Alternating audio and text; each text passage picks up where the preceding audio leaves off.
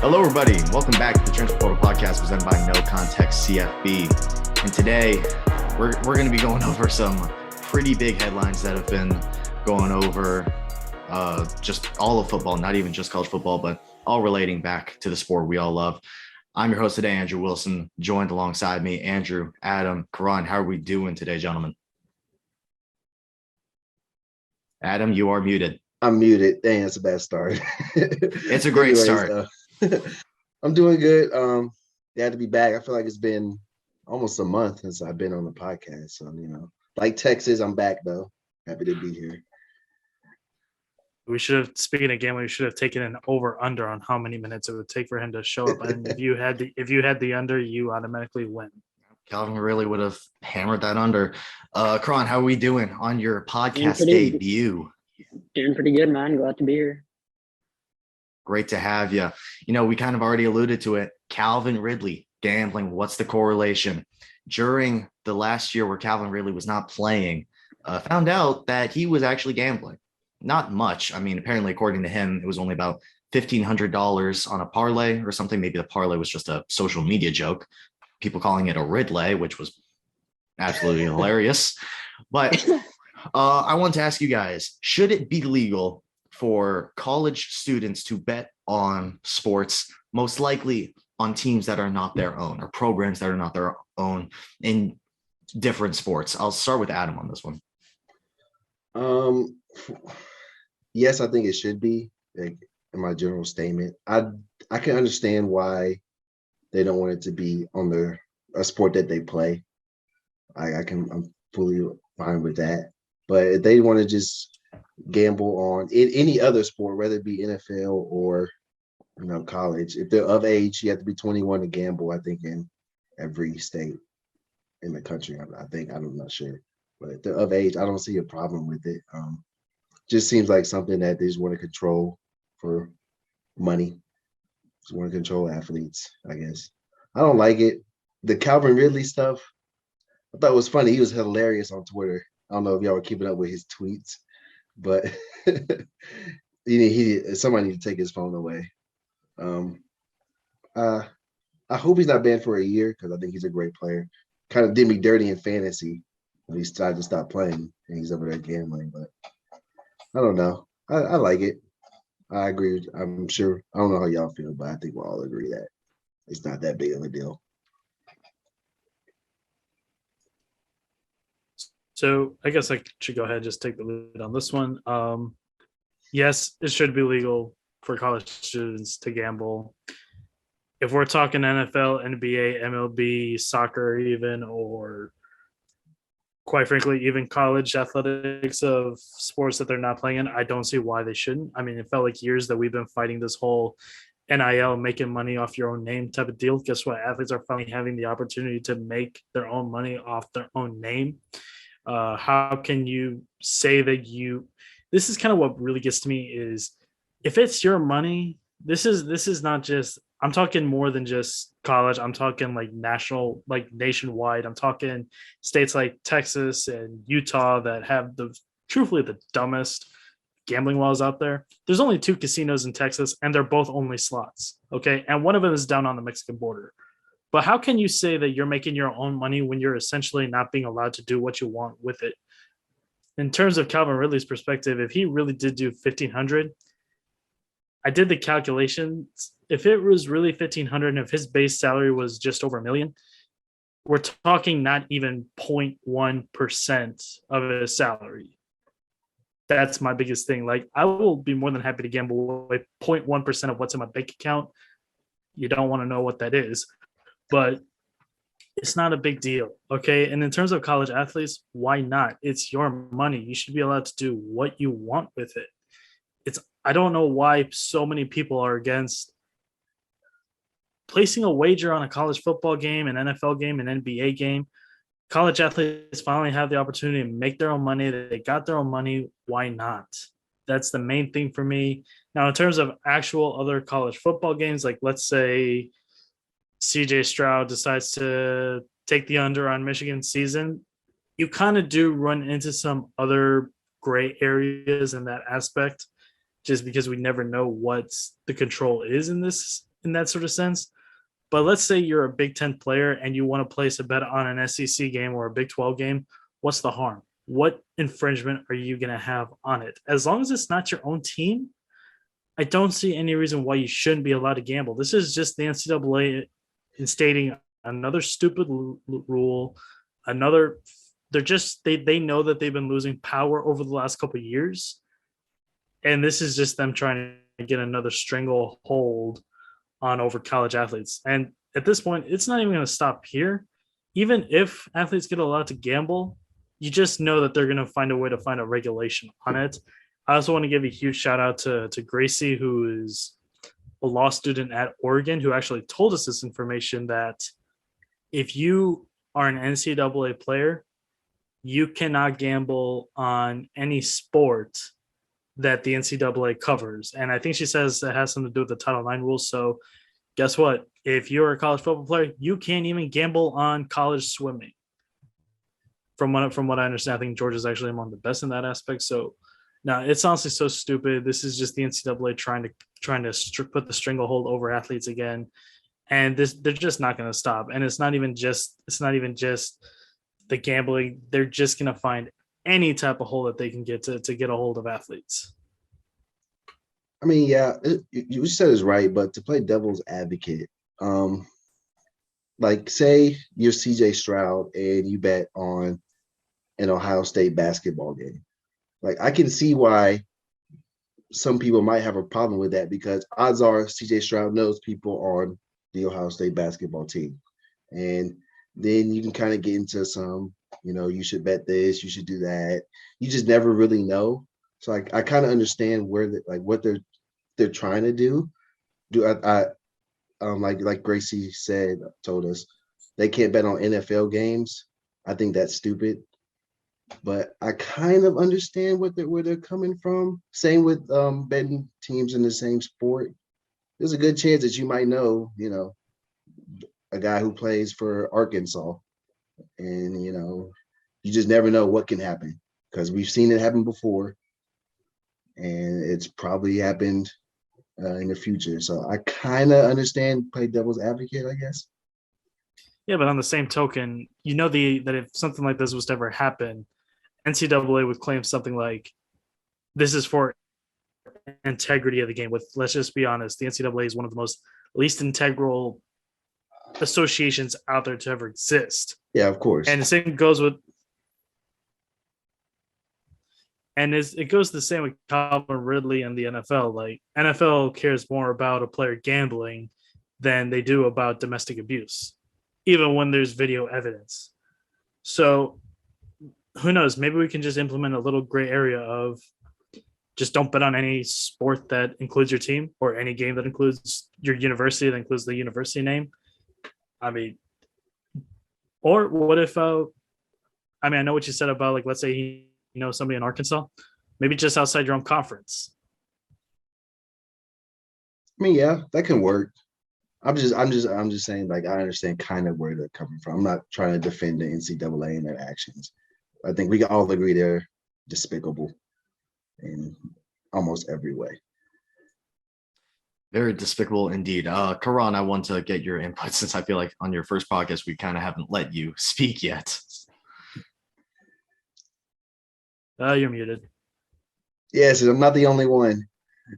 All right, no, I think with Calvin Ridley, the issue is really like everyone knows to this point, like it's just a no-no to bet on your own sport. Obviously, you have to go back to like Pete Rose is like the big one everyone kind of falls back on. But I think it's just like I don't have an issue with the betting, but it's a rule that's there. Everyone knows it. And you're throwing away a whole year of your career because of $1,500. Like I don't think that was a great decision by him. But looking at the rule itself, I think it's questionable. If you're betting on another team that you have no relation to, then I don't really have an issue with that as long as you're over 21. And also a fun fact, I didn't see the full clip of the Pat McAfee show, but when he did first hear about Calvin Ridley and the whole news breaking out, he was legit PO'd.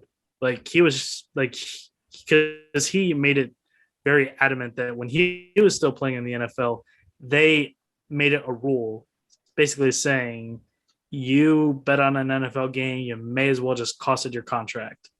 So the fact that the rule is there probably does scare players. Now, I don't know anything about contract bargaining agreements, but if this is a rule that they can implement on the next contract bargaining agreement, I think a lot of players in the union are probably going to look at this rule and might say to themselves, like, hey, look, NFL is profiteering off of so many sportsbook names. DraftKings is the official sportsbook of the NFL. The New Orleans Saints named the Superdome after Caesars. You literally have a sports book in Allegiant Stadium in Las Vegas. It kind of gets to the point where the NFL is just telling people and players that, like, hey, look, the fans that pay the money, that pay the overpriced ticket fees, yeah, sure, they can gamble, but the players that make the product, they're not. And to me, it just seems hypocritical in that sense. I don't know why. I do get the rule that, it kind of goes back to what Adam said, like, we don't know what the connection is. Let's say Calvin Ridley contacts Devontae Smith with the Eagles, and he decides to tell them to slow down. Like, hey, man, I got your props at under 57 yards. Okay, we just never know with these things, but it's just very hypocritical. And I want to get Adam back in on this because remember when we interviewed Colin Wilder, the Wisconsin safety, and we were talking about are Wisconsin players going to be allowed to gamble when they were in Las Vegas for the Las Vegas Bowl? And he did that. They were allowed to hit the blackjack table. So for him to just to say that out in the open, it sounds like the college athletes, as long as they're over 21, they're allowed to gamble, as long as it's not on sports. So this is probably just one of those silver linings that is kind of brought on. Also note, I did joke with him to bet against Minnesota against the spread in their bowl game. And I kind of did notice that he got a little bit quiet off after that. Yeah, I do remember that. I didn't even think about that until you just brought it up, though. It is funny. So yeah, I mean, yeah, they can go play blackjack and stuff. Just don't gamble on the sport. I think the NCAA just trying to cover their ass. Honestly, that's all the rules there for. I don't think they care that much about it either. They just, if a player gets caught, two players from a different team get caught point shaving for each other, it's a whole other scandal that's going on. So they're just trying to limit that, in my opinion. Yeah, I think that's kind of the thing. They don't really care because people profit off this stuff, but they're just trying to make sure they don't have another controversy that, they have so many things going on because it's the NCAA and they suck, that the last thing they need is gambling charges with most likely probably people that would be underage unless you're like a 5th or 6th year player. But I think there does need to be some boundaries. Should they be allowed to? Yes. But I think there needs to be like a T chart. Nothing with your university, nothing with your sport. I think that's where I would set the boundaries. You can bet on. Go ahead. I was just going to say something that also needs to be brought on is what kind of gambling are we talking about here? Are we talking pulling up your phone, going to the FanDuel or going to the DraftKings sportsbooks? Or another thing that we also need to consider about is bookies. That like like people to people bookies. If we think about it, bookies are probably most notorious in states where gambling is illegal. So I think first state that comes to my mind there is a Texas or an Alabama. And those are two of the hottest recruiting hotspots in the country. It feels like almost, Texas and Texas A&M have been on an absolute wave in terms of getting recruits. Alabama is always there. Florida with Florida State, Miami, and even the Florida Gators, they're going to get recruits. So this also kind of brings up a bigger aspect of bookies are most prominent in states where the gambling is illegal. That's the first thing. And bookies are most likely part of an organized crime organization. I don't think I can use organized in that aspect twice in 3 words, but we're going to roll with it. Yeah. Let's say a player makes a massive bet and it hits.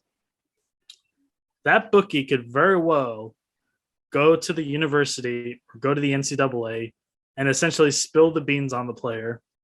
That's the first thing that they can do.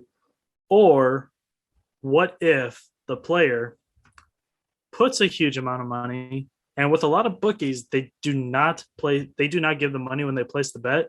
They typically hand over the money after they lose the bet. Bookie doesn't get the money from the player. Same thing. He can completely ruin the player's career right then and there. Player don't have the money. Guess what? Bookie could easily write out to the university or the NCAA. And it could get worse than that. Like, let's say that this is part of an organized crime. Violence could even get involved. We just never know where these bookies come from. Now, if it's bookie related, even if you're betting on outside of your own sport, I do think that will be cause for suspension. But if we're talking a FanDuel, a DraftKings, a Barstool Sportsbook, whatever the sportsbook may be, that should be fine. But I just think is whenever you get into the whole organized crime part of gambling that you can get in a lot of trouble of it. Well, isn't that illegal? Isn't betting with a bookie that's what illegal? It is. I mean, if you're so like a 21-year-old athlete messing around with the bookie and whatnot, like there's other issues there, and that's not a great idea in the first place. I mean, you're gonna be in trouble either way, even if. Also, these athletes sometimes they'll go through another person to get to the bookie also, so they're not directly linked, but they can get a middleman. Yeah. My question would be, and I don't know if there's explicitly something said about this, but with NIL deals, like I don't know if a betting company or something like that could reach out to a player and kind of, assuming they're over 21, and have a thing going there. Like a player could be promoting a code for FanDuel, for Underdog, something like that. I'm not sure about that. Highly I don't doubt think it. they can. I'm pretty sure that would make sense. I'm pretty sure the line is set at gambling. I believe if you're above 21, you can do alcohol. I believe I've seen that. Maybe I'm wrong, but I think that gambling is where they kind of cut that off. Everything below that, you're good. Everything above that is a no-no. So yeah, I mean, when you're getting into the more, and I'm going to use air quotes, shady type of gambling with bookies and offshore accounts, that's definitely more cause for concern and probably needs just a university investigation just of the player. Probably don't need to get the entire NCAA involved. I don't think that's a big enough quabble or whatever the word is, quarrel. But I think that one thing that does need to be communicated is openness, and just be like, tell your university, hey, I do this so that, you can be open lines of communication, make sure that you're not breaking any rules, just have everything in the open. There's nothing to feel guilty about if this is a rule that is implemented where you can gamble on, like what I said with the T-chart, no, not your sport and not your school, then you're fine. Not saying that they need to track this stuff, but if stuff happens, they can check if need be.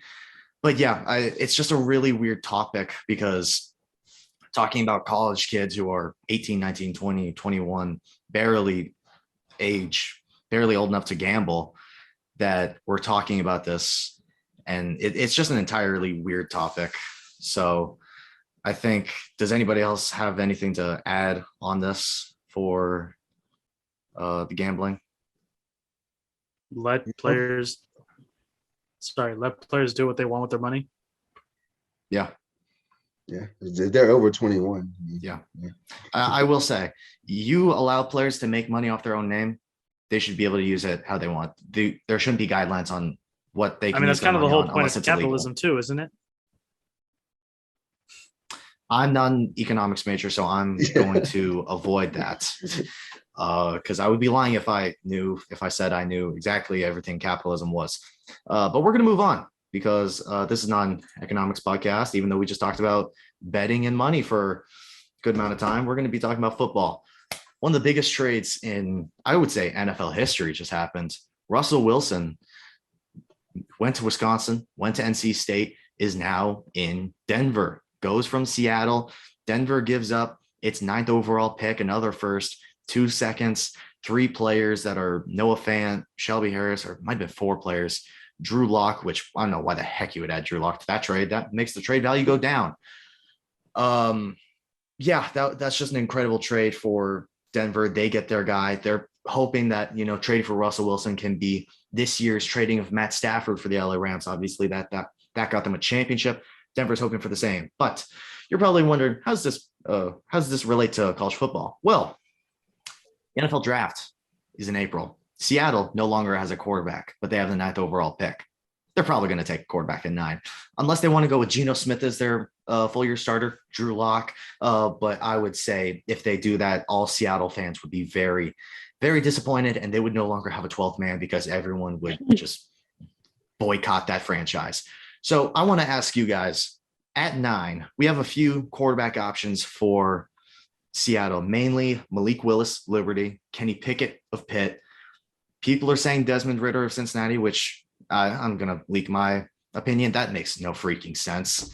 You've got Matt Corral of Ole Miss. Maybe they're high on Sam Howell from North Carolina if they traded down a few spots. What do you guys think they should do with that 9th overall pick regarding their quarterback controversy? Kenny Pickett. I'm leaning towards this. I know the Seahawks offensive line is not very good, so they have to pick a mobile QB. Malik Willis, if he's there, that's probably who I would take. I think the Giants might try and scoop him up before he gets there and gets to them. So, but if he's there, I would probably take Malik Willis because I think he's the best option as well, and he kind of suits what Russell Wilson did for many years there with that terrible offensive line that they still haven't rebuilt somehow.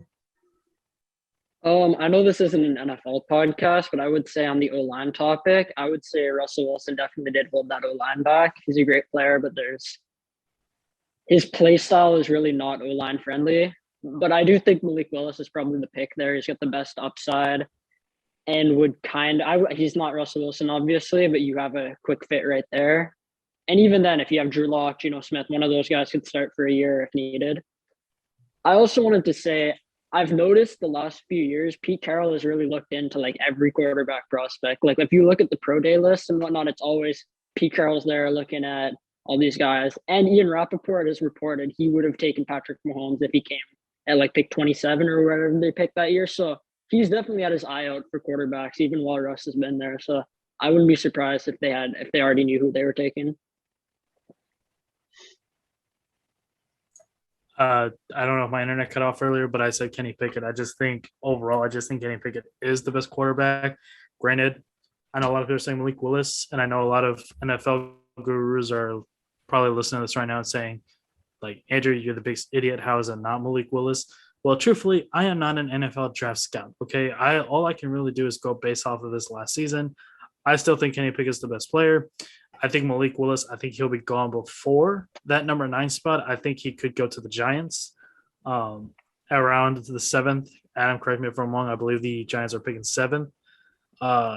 So there's already another quarterback position probably going to be taken before that 9 spot. A lot of people seem to have Kenny Pickett as number 2 behind Willis. So it kind of just makes sense that Pickett's going to be there. Also, I would never count out the Seahawks management and Pete Carroll. They like to fool around on draft day at times. So, yeah, I mean, I would not. I actually have a 60 to 70% feeling, probably closer to 70, that I do not believe the Seahawks are going to stay at number 9. If they're going to go complete, if they go complete rebuild, I think if they really like Malik Willis that much, I think they'll trade out to like the fit to number 5 if they want to. Let me ask y'all this. What do y'all think about them tanking this season? Because I feel like the quarterback class next year is going to be a little bit better and trying to get a quarterback then. I think there's a chance that they do that. I mean, I think they kind of did just tank a season, but they don't have their first round pick because of Jamal Adams. So I didn't. We lost him. Seems that Karan. Yeah, I don't know. Oh, my bad. He's back. You're good. He's back. As I was like saying, Texas. They kind of that was a low blow. No, they kind of just threw away a season for no reason, even though they don't have their first round. So I don't know if they do that twice, especially with Pete Carroll kind of on the hot seat. But I agree. I don't think they'll stay I wouldn't be surprised if they don't stay where they are right now. Like they can move back, they can move forward. There's a lot of options there. Maybe they go with the veteran. I think I wrote down somewhere that I think it could be Jalen Hurts or Sam Darnold as their week 1 starter, but we'll have to see. What if they traded down to get a first round pick next season? That would be great for them. That'd be good. That would be a good like asset management. Because if they want to tank, trade down, get like a different position player, maybe get an offensive line, and maybe aim for your Bryce Young or your CJ Stroud next season. I'm not really a huge, like I said, I'm not a draft guy. I just do not look at this class, and I don't really view anybody that truly like stands out to me. To me, it seems a lot like that Geno Smith QB draft class. That's the vibe that I'm getting from this. Granted, there was no quarterback in that first round, but I'm not a huge believer in Malik Willis. I just think he's very inconsistent in terms of target, in terms of where he throws the ball and his disbursement. I think Kenny Pickett, I think he might need one season to rest behind another guy. And as far as Sam Howell goes, I think Sam Howell is still a very raw quarterback. He's very talented, but I still think he's very raw. This is just not the quarterback class that I look at. Okay, this is where you get your guy. I just see a lot of projects here. And if CJ Stroud and Bryce Young can get really good next season, I think Seattle, they could trade with a team that'll probably finish, top 10 in the draft next season. I think one thing I will say is the Seahawks, like I've seen it thrown around a lot. They are not good drafters in the first round, like whatsoever. Nope, terrible. They drafted Rashad Penny. Terrible. That should tell you everything. And it's like they're stacking these assets with picks, and it just makes no sense. You look back at their first round picks since Earl Thomas. Names that come to mind are LJ Collier, Jermaine Fetty, Rashad Penny, obviously. Jordan Brooks. These are not. Yeah, well, Jordan Brooks, I'd say he's pretty good. Yeah, he's good, but yeah, beyond that, Jaron Reed's never really amounted to much, has he? No. He wasn't a first round pick, but yeah, he's not with them anymore. I thought he was. Yeah, I think he was a second. Even then, second round pick. One I remember, Malik McDowell. I think he was out of Michigan. Crashed his ATV first month that he was with them, got cut. They're not good drafters whatsoever. But I don't know. Maybe they turn it around, or maybe Pete Carroll and John Schneider are not there in the future. There's a lot of options. Yeah, I think that's honestly the option not enough people are talking about. Can we get Pete Carroll out of there? I mean, what has Seattle done the last 5 years that makes you think, oh, Pete Carroll, he may not but they only have one playoff win in that span also? Probably. I mean, what has Pete Carroll done in the last 5 years that makes you think, oh, he may not have that Super Bowl winning team or the ability to win a Super Bowl, but he's still a good head coach? You haven't seen that at all. I mean, Seattle was just awful this year. And like what Karan talked about, they suck at drafting. I don't know how else to put it. They suck at drafting. Their first round picks always end up busting. Some of their late round picks are very questionable. They don't know how to deal with trades. One of the worst trades I've ever seen. They traded 2 first round picks for Jamal Adams, who isn't good in coverage. I mean, he's literally nicknamed Blitz Boy because he has the same amount of interceptions as Vince Wilfork. That's really bad for a safety. It's puzzling because they think that trading up with this number 9 pick, they're going to get their guy. But what in the past has proven that you have the ability to evaluate talent to get your guy, because you haven't done that in years. You haven't gotten a first round pick that's been a solid, very good player outside of possibly Brooks. But I don't know. You just threw away your entire franchise. Russell Wilson was your franchise. He was your franchise ever since the Legion of Boom kind of went away. Dissolved. Yeah, I was trying to think of that word, but ever since they went away, it's been Russ. It's been Russ. He's always been, that first half guy. Oh, he's looking like an MVP. Second half, he kind of rolls back. But now you don't have a first half quarterback at all. You don't have a quarterback in your room. That's good. Geno Smith, we saw what he did. He lost to Pittsburgh, who I don't even think, did they have Big Ben that game? I thought that was a Mason Rudolph game. It was. It was Big. No, I think it was it not Big Ben? He wasn't very good, so it doesn't really matter. But it was a Thursday night, I think. It was Thursday night. Yeah, I remember the game. I just don't remember the quarterback. It doesn't matter. They lost when Pittsburgh wasn't playing well. It's just you put so much stake in this number 9 pick that whatever you do with it, whether you trade up to get Willis, whether you trade down and get more capital for next year, which, not going to lie, early looks, I'm not the biggest fan of next year's class. I think Bryce Young, and obviously we still have another year of college football, not super high on Bryce Young. I think he's slightly overrated, not super high on Stroud, even though I do like him. You're putting so much stock into this pick when you're not good at drafting. It's like the Rams. The Rams knew what to do with their picks. They get good value in the later rounds, and they trade those first round picks for proven starters. But the Seahawks, whenever they do that, their late round picks don't turn out. Their first round picks never turn out. And when they trade their picks, the players aren't worth it. And then they end up in an awful contract, and the team that got those picks ends up getting decent players. So yes, in the reality of things, getting the 9 pick, yes, it's great for your franchise. You can get your quarterback, but the key word is you can, not you will, you can. You can get that guy that can be your franchise guy for 15 years, but you could also get Sam Darnold. You could get a guy that we liked coming out of college, and he just sucks, not just because he's bad or he's not what you thought he'd be, but because you put him in a bad situation. I think we can all agree Seattle's not a good situation right now. Offensive line is bad. There's rumors about them possibly trading Tyler Lockett to Denver, and that defense just isn't good. It's not good. They don't really have pieces that make you think, oh, Seattle, even though they're in a very talented NFC West, they've got some players. They don't. Getting back to the whole quarterback thing, I think you kind of have to go Malik Willis. I like Pickett, but to get Pickett, I think you'd have to move ahead of Carolina, unless Carolina moves back, or maybe they just aren't as enamored with Pickett as we do think they are. But I think that if you're going to get that guy, you have to move up. I think a team like Pittsburgh is possible to move up. It would take a lot of capital, but I think Mike Tomlin, he sees Malik Willis and he sees the future of Pittsburgh football, which I would love. I'd love to see Willis in Pittsburgh. And then you've got teams like Washington. Washington doesn't have to move up too much to move ahead of 9. They're at 11 right now. Say Atlanta's like, you know what, we need one of these pass catchers because of reasons. They're going to lose Calvin Ridley for the year. It doesn't even seem like he wants to play there anymore. He was going to end up getting traded if this didn't happen. Russell Gage is a free agent. Their number 1 wide receiver next year is going to be Olamide Zaccheaus. How do you say that name again?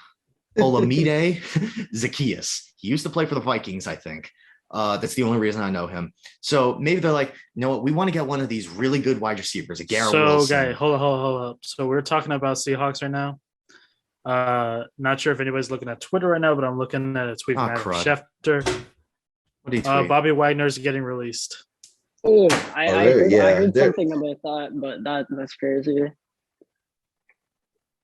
That's wild. Andrew, is your screen frozen right now? I legitimately cannot tell. Sure, it was. That's totally why my jaw was just on the floor. Seattle, what the heck is wrong with you? I'm going to tell you, it's a complete rebuild at this point. I called it. I mean, at this point, no. Oh my gosh, you suck. You suck. You're an awful franchise. I hope that. I mean, I don't even have to hope bad things happen to your franchise that you just suck and lose every game, because they're just going to. They're just going to lose every game. You don't have a future. I will say on the topic of Wagner, like we were just talking about Jordan Brooks. He was low-key better than Wagner down the stretch of last year. So if that's what they see as like the direct replacement, whatever, I get it. But I feel like he could have gotten assets for that.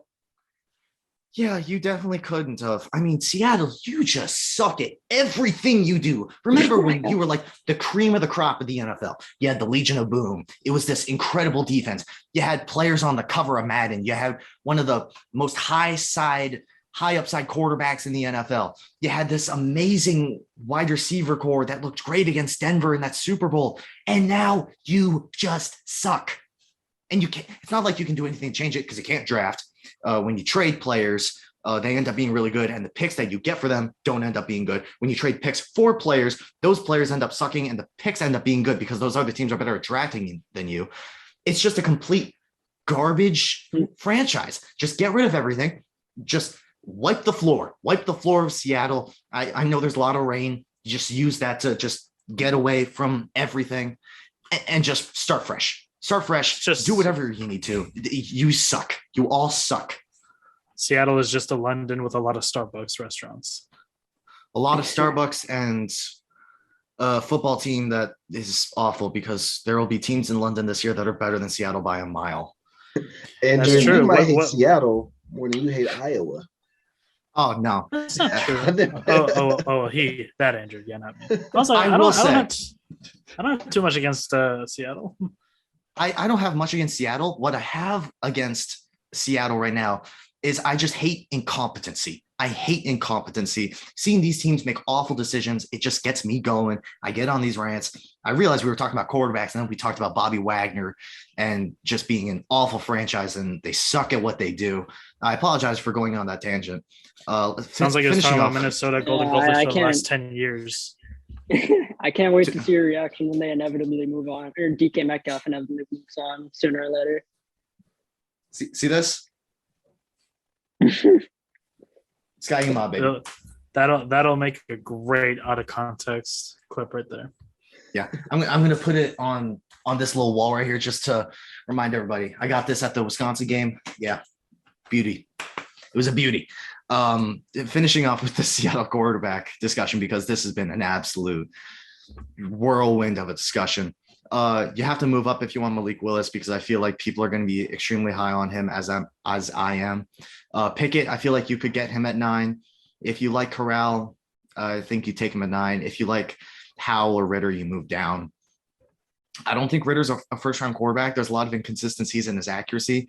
I do like the aspect of mobility I in think his game. Ritter's an NFL quarterback, period. Yeah, that's what I was gonna say. I don't see any traits with him that imply he's ever gonna be a starting level guy, but you never I know. think- Here's the thing, like if he wasn't even impressive against schools like Navy and Tulsa, why should I be impressed in the NFL? People He forget was he, like- he he was fumbled low-key against bad Tulsa to last almost year. choke the game. Yeah. Like, people talk about Ritter. Yes, he took Cincinnati to the playoff, but he also didn't take Cincinnati to the playoff. If we're being honest, that was the defense. They had 2 of the best corners in the nation, and he was just the quarterback. He didn't win the games. He just didn't lose them. Probably wasn't even a top 3 quarterback in the entire AAC last year, to be honest. I mean, Mordecai and Clayton Tune are both better as far as I'm concerned. I would say Mordecai for the first half. He kind of dipped in the second half. He did, Yeah, but he's that's still what- better than Ritter. Yeah, That- I would that's what take Sunny Dike Mordecai as a special. passer. But Also, Yeah, yeah, I thought Tune. I thought Tune was I would- better I would last year, st- though. I would say. I easily. mean, He's going. You know what? Saying it now. Tune is going to have more hype next season than Ritter does this season. I would completely buy into that. I would I just disagree. I like Houston's offense. Also, more, there too. there are stats that prove that quarterbacks always have their best season whenever they have their last season with Dana Holgerson. So watch out, people. And he already threw like 33-7 last season, also. Yeah. And he's getting Yeah, I Tank don't back, know if- right? Say it again. He's getting Tank and Alton back, right? Yes, both. Because Alton was only a true freshman last year, and Tank was technically a sophomore last season. So yeah, they're both back. My gosh, that team's gonna be fun to watch. The offense is Or- going to also the defense. They're going to have a very young secondary next season. That's going to be the Yeah. only thing. But Belk's got that defense on lockdown, though. Karan, were you trying to add something? I was just gonna say I don't think he'll necessarily get as much hype, even if it's warranted. But I do think he's a better quarterback, at least last year, and I wouldn't be surprised if he has a better season next year than Ritter had this year, for sure. Yeah, I definitely think he's going to end up being one of those guys we talked about in the conversation of who's going to be this next year's Kenny Pickett, a 4th, 5th, 6th year guy that, not as many people are talking about going into the season, but they're talking a lot about him after the season. Yeah, so Ritter, I wouldn't touch him until the 3rd round personally. And then even at that 5th. point, I think the mobility kind of ups him a little bit. But because when you're getting into that range, you could definitely look at Ellaby.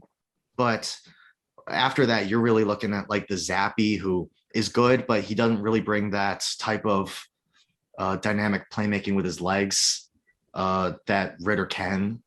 So What only what reason is I say that? What day what are two. what are Zappy's metrics in terms of like his height, weight, that sort of thing? I can double check that right now. I have And the he's measurements. he's a relatively like I just stopped looking at him. He's a pretty skinny guy, but I think I'd guess he's like 6'2". I Yeah, don't know.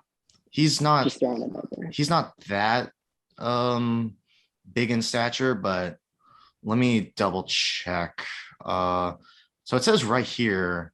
Okay, I'm seeing multiple measurements. These are just incorrect. Let me check the combine because I'm seeing both 6 3/8 and 6'2". Yeah, Okay, I so mean, the never mind. You can go. combine. I'm opening up this link. We are doing it live. Bailey Zappi 6'6" Great stone. 6004, which is 6'1.5", 215, 9 3/4 hands. Kenny Pickett's jealous, and 31 3/8 arm. So Damn. I mean, essentially 6 foot flat.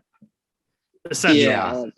But to be yeah. fair, That's that's like on the almost close to average side for the top quarterbacks because you got 6'1", 6'1", 3 6'3s if you're counting Ritter, 6 and 6.5. Yeah, I mean, on the topic of Ritter, we talk a lot about his mobility, but like the practicality, he doesn't really know how to use his legs yet. Like he doesn't see Yeah, holes in the O line. He doesn't really sense pressure. I'd say the same thing with Malik Willis to a lesser extent a bit, but neither of them are really like polished products as far as runners. And so going into addressing, oh, these two are going to be instant impacts running, I wouldn't be surprised if they like didn't really like produce at the same level, obviously, right away. I like Willis more as a runner. I think he does have more vision Yeah, than for Ritter. sure. And especially when he's evading pressure, when he can get to the outside, it's impossible to get to him. You got to make an open field tackle. But with Ritter, it's definitely he's gonna try and make the throw, but when he does run, if he has an open field, he's gonna take it. So and then we haven't talked a lot about Carson Strong. I just don't think he's viable until mid to late round 2, just because of the inaccuracies with just everything about accuracy so far. Like, yes, he was very accurate in college, but I'm worried about some of the decisions he made in the pre-draft process. At the Senior Bowl, I don't know if this is a hot take. I think he was the worst quarterback at the Senior Bowl. I really think he was. There weren't many times where I was like, oh, that's a good throw by Strong. He either overthrew somebody or he threw the ball so high in the wind that it didn't make it. So that's kind of where I'm with Strong right now. He's very accurate. He has the velocity when he's throwing it more direct, but when he throws those moon balls, it's a little worrying. So I will say this: I get somewhat of a Matt Barkley vibe from him in terms of, remember Matt Barkley after the 2011 season? It felt like everybody had him as a top 10 pick at worst. Comes back for another season, and it's just like he fell all the way down to the 4th, and we kind of already know how his NFL career panned out. It just felt like last year would have been a more secure spot for Carson Strong, really. I'm going to disagree just because of how top heavy that quarterback class was. Yeah. Just because it was everybody. But like, it's not just like how top heavy that class was. I'm just talking about like in terms of production that we got from him, where it just felt like last year probably would have been more of a secure spot for him. This season, I truthfully would not be surprised if he slipped out of the 3rd round. Just because we see this every year. There's always a quarterback that always gets like day 2 hype, but then they always slip to round 4. Yeah, Jacob Eason really comes to mind with that. I'm still surprised Jacob Eason fell. I loved him coming out of college. I don't know. I remember there was a story that he kind of tanked his interview with the Bucks, but they were ready to take him the 1st round before that. But I don't know how. Like, imagine how different the NFL would be. That would be a generally on NFL. Yeah, on the topic of Strong, like I'm on a different page with him. I think he was really good last year and the year before, but I'll take your word on the combine stuff. I don't know if the knee will check out either, but yeah, I think he's probably a 2nd round guy. But I have him quarterback 1, just putting that out there off film at least. But yeah, there's a lot of possibilities with him. I will say I'm not worried about the knee at all. Watching him run in Mobile, he was completely fine. So as long as there's nothing like inside the knee that could like cause long-term problems, I'm completely off of the whole his knee needs to like get fully medically cleared. Yeah, I'm completely don't fine on that. don't quote me on it, but I think it's something like there was like a concern that it would be like a degenerative issue, something like I don't know if it was like tendonitis or something, but it Yeah. would be a recurring issue. But I think at this point he claims he's clear of it, and I would take his word on that. Yeah. I would just wait for a reliable Yeah. source and I'd be like, yeah, that's about right. I would be pretty shocked if there was like a breaking news. Carson Strong has this in his knee causing his stock to fall. I'd be pretty surprised. But I mean, that's pretty much it for the top quarterback prospects. We talked about Sam Howell. He's raw, but I still kind of like his upside. I think that losing all of his production in North Carolina really affected him. But then again, I mean, losing your production at North Carolina, how much better are you going to be in Seattle if they trade Tyler Lockett? You're going to have DK Metcalf, Rashad Penny, who's not even like amazing. He's just a running back. They would have to draft another receiver, and then you're hoping that he's good. So there's nothing for sure in Seattle to help an incoming rookie, which is really frustrating because I want to see these rookies succeed. So do you want to? So while before we get onto the last part, which I know with what we're getting onto, yeah. Andrew Brandt, who's essentially like one of my favorite like GM follows. He's the best. He's excellent. So he just tweeted this out: 2022 cap charges for Russell Wilson. For the Broncos, 24 million. Seahawks, 26 million. Yeah. Seahawks are paying more to not have Russell Wilson on the team than Broncos. Yeah. That was the Eagles' case with Carson Wentz. The Eagles paid less, or the Eagles paid more than Indy to have Carson Wentz off the roster rather than on, which we don't know how much that really turned out well for Philly, because Carson Wentz probably isn't going to start for Indy next year. But I want to kind of get off that topic because we've been kind of talking a lot about it. Let's go on to the final topic. Earlier this week, we released a post on social media. Say one nice thing about your rival. It's very tough for us because we hate our rival. They suck. We hate everything about them. We hate their guts. We hate everything about that program. But we got to try and find out one little thing. We got to be a little positive. Adam, I want to start with you because you actually have two teams that you're going to bring up. Yes. Can I butt in real quick on this? Of course. Yeah, Adam can still go first, but I don't think Adam should get off this easy. And I'll say I'm willing to punish myself also. So for those that don't know, me and Adam were both UH guys. You know, we both went to school here in Houston.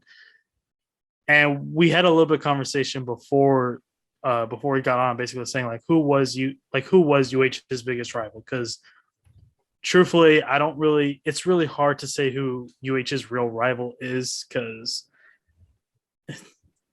I think we're better than almost any non-Power 5 Texas team, to be honest with you. But Adam, I got a compromise for you. We both have to suffer. You and I both have to say one nice thing about both SMU and Rice. Listen, it makes sense. Okay. I mean, you said Rice and I said SMU beforehand, but like, let's just be honest. All right. You live in Dallas. You know more about SMU than probably I do. I live here in Houston. I probably know more about Rice University than you do. So let's go ahead and let's just go ahead and just be nice about both. The fact that I know more about SMU is why I can't say anything nice about them. And the fact that I know more about Rice shows why I can't say anything nice about them either. All right, I'll do it. We can do it. All right, I'll go first. All right. So one nice thing about Rice is that they have a really nice rec center. I've been there a couple of times. The hell you were doing over there is what they have basketball tournaments there. So because they have a lot of courts. So they have a real nice rec center. Not as nice as UH, but you know, nothing they do is as good as ours. SMU,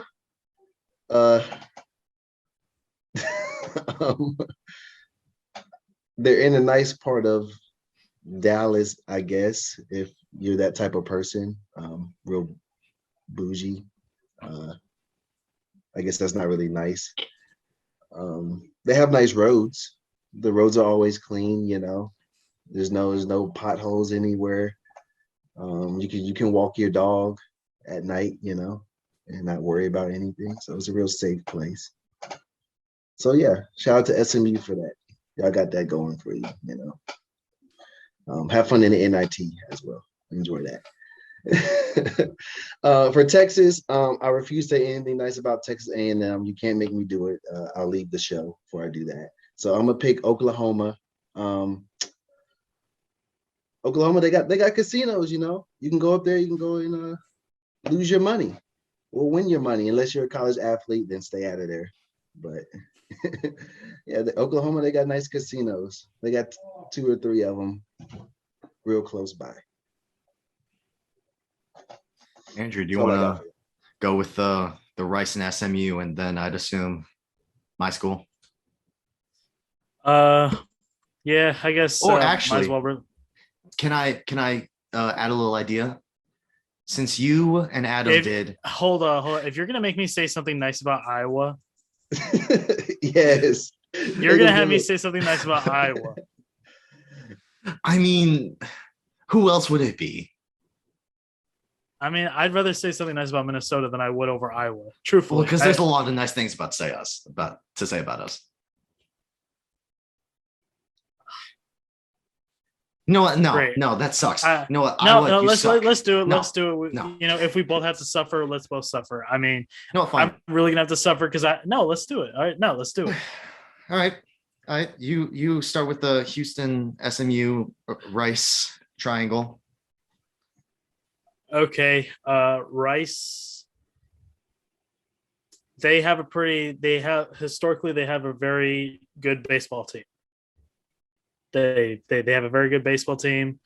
I truthfully don't really care about college baseball, but I know that they're really good at baseball. So I would say that they are indeed the Harvard of the South, but truth be told, I don't even like people from Harvard. So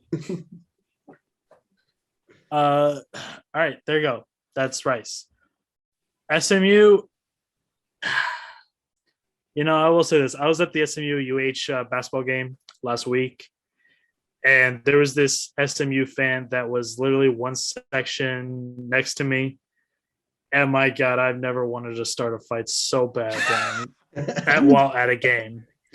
Oh my goodness! Like, I was sitting like in front of the UH bench, and every time that Fabian White Josh Carlton, every time Josh Carlton was at the free throw line, this kid would yell from the top of his lungs and would say something like, "Imagine living in Houston," or "Imagine losing to Memphis." Like, dude, y'all lost to Temple. All right. I don't want to hear it, but beside the point.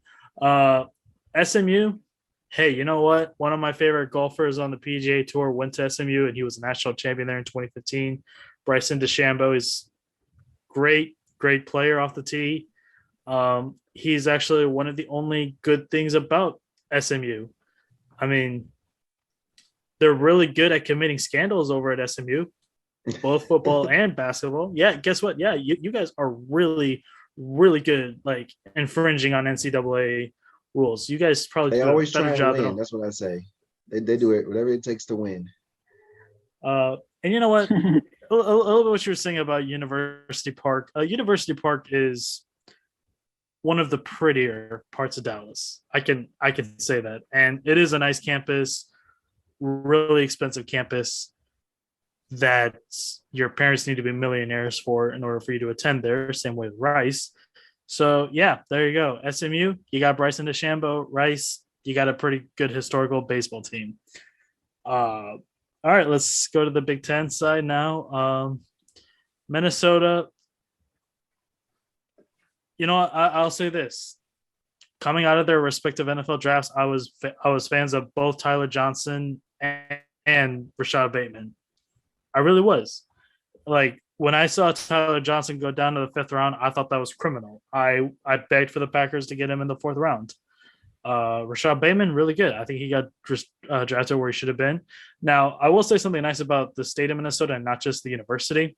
My next golfing trip is probably going to be Minnesota because I'm thinking about going to Duluth, and Very nice. that area is beautiful. That area is actually there's actually a little village that's about an hour north of Duluth, so we're talking like way up there, and they have like some of the nicest golf courses in like all the Midwest. So that's definitely on my to go list. Um, Great. Okay, I got one for Iowa. Iowa is the perfect university, perfect geography, perfect football banter. Football program for banter. If I need banter, if I need to make a joke, I will go to Iowa. Iowa, you're always there for me when I need to humiliate you.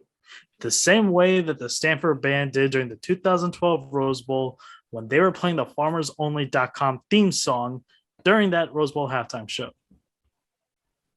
I will say this: Iowa is pretty. In order to be nice and give something legitimate, you're very good at producing tight ends and offensive linemen. Yeah. Let's start with Wisconsin. Where should I start? Jump around. It's very fun. I had a lot of fun doing it. It was very fun. What else can I say? You're in the same state as the Packers, my team. That's cool. I like JJ Watt. He went to Wisconsin. Like TJ Watt, the Watts. That's about it. I mean, I appreciate y'all always letting us win in hockey. Not that you have much of a choice, but yeah, that's pretty much all I got for Wisconsin. Do have to respect the basketball program, much better than ours. And then Iowa. I'm gonna go a little in depth on this one. Iowa produced Dan Gable, college wrestler, the namesake for Gable Dan Stevenson, the best pound for pound wrestler in the country, goes to Minnesota. I appreciate that. Thanks for giving Gable his name and letting him live on the Gable Dan legacy, Dan Gable. Ashton Kutcher went to Iowa too. Is that something nice to say about Iowa? I've never seen anything with Ashton Kutcher in it. So not even that 70s show. He was in that? Yeah. What? I also don't know. Like, I'm not good with actors to faces. I don't care about that kind of stuff. I watch a show and it's a good show. There was that one. What's her name? Not Megan Fox, but other female. Didn't she date him?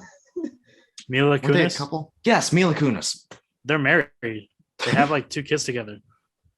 Yeah. Wait, They've been dating since the show, I'm pretty sure.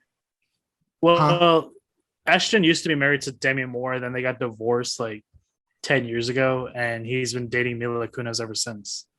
I don't even know who Demi Moore is, so that's mind-boggling. Old chick. You know what? You learn something new every day, whether it's college football or something with Hollywood. That's what this podcast is for, teaching you about stuff that probably most everybody knew except for me, because I don't pay attention to Hollywood. Karan.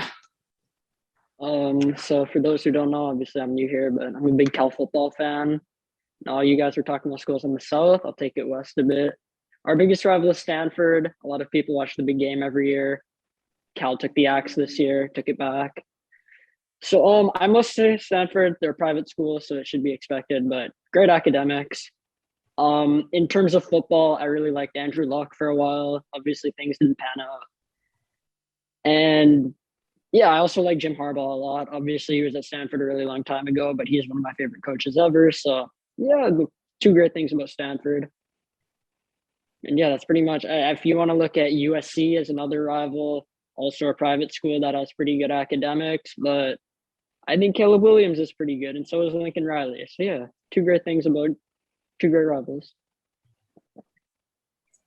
Pretty sure you had the easiest time finding good stuff to find about your rivals. I guess. Yeah. All right. Well, I think that's going to wrap us up for this episode. This actually ran a lot longer than we thought it would. Appreciate everybody for watching or listening. Make sure you follow, like on whatever platform you're listening on, Spotify, Apple Music, YouTube. Make sure you subscribe to the YouTube. We have a lot of great content on Transfer Portal CFB YouTube. A lot of great draft content, especially over the next 2 months. And we'll have a lot more podcasts, especially as the offseason goes and getting into next college football season. Thank you for watching. Thank you for listening. Make sure you like, subscribe, share, all that stuff. We'll see you on the next one.